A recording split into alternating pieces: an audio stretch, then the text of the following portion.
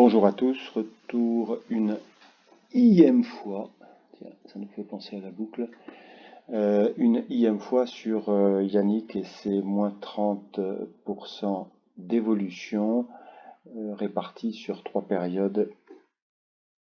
Et il s'agit pour nous de trouver l'évolution mensuelle. Alors on a fait, vous êtes à peu près tous arrivés à cette formule et à ce qui apparaît ici.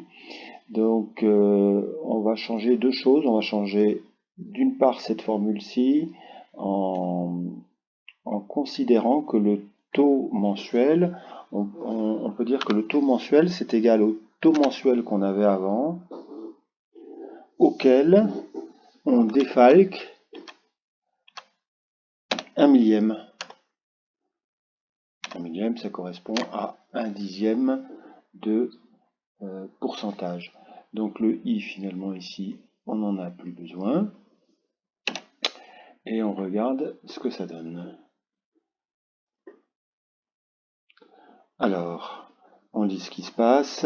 Ah, on a un petit problème d'appellation. Regarde ici, ça n'a pas été défini, effectivement. On a un problème. La minuscule a remplacé par la majuscule. Alors, ici, TM is not defined, donc, et oui. Donc, on n'a pas défini ce qu'était TM. Donc, on va définir ce qu'était TM.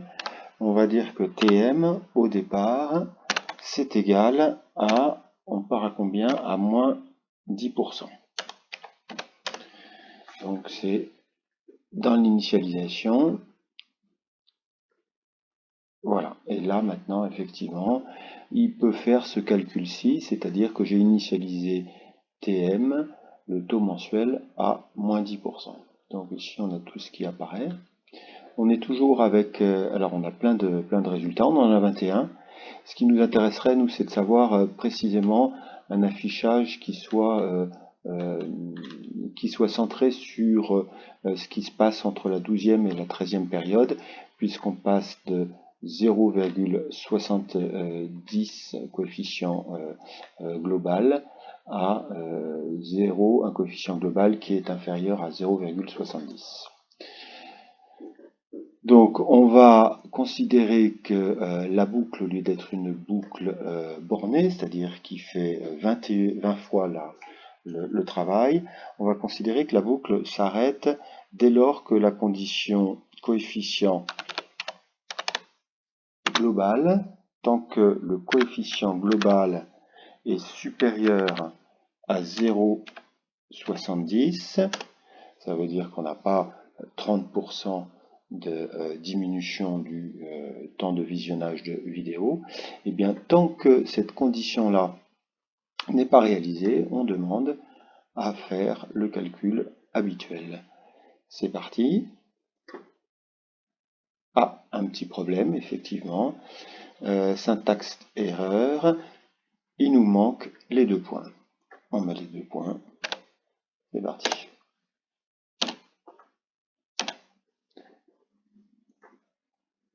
Ah, encore un problème. CG n'est pas défini. Alors il faut que je retourne ici en initialisation et on considère qu'on va commencer au départ.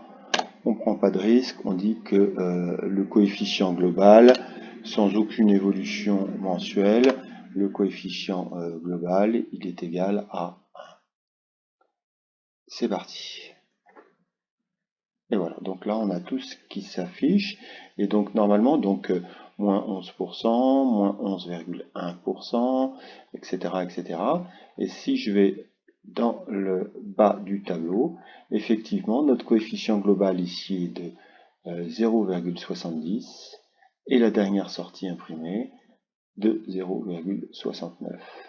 Donc c'est bien pour la valeur située entre moins 11,2 et moins 11,3, un taux mensuel entre moins 11,2 et moins 11,3, que l'évolution globale sur le trimestre est de moins 30%. Alors on peut également sortir le print de notre boucle, et on regarde ce que ça fait. C'est-à-dire que si je sors le print, donc le travail va être fait, mais à chaque fois, on n'aura plus l'impression. En revanche, devrait subsister uniquement la dernière impression. Une seule fois, puisque ça n'est plus dans la boucle. C'est parti, voilà. Donc ici, notre travail est fait.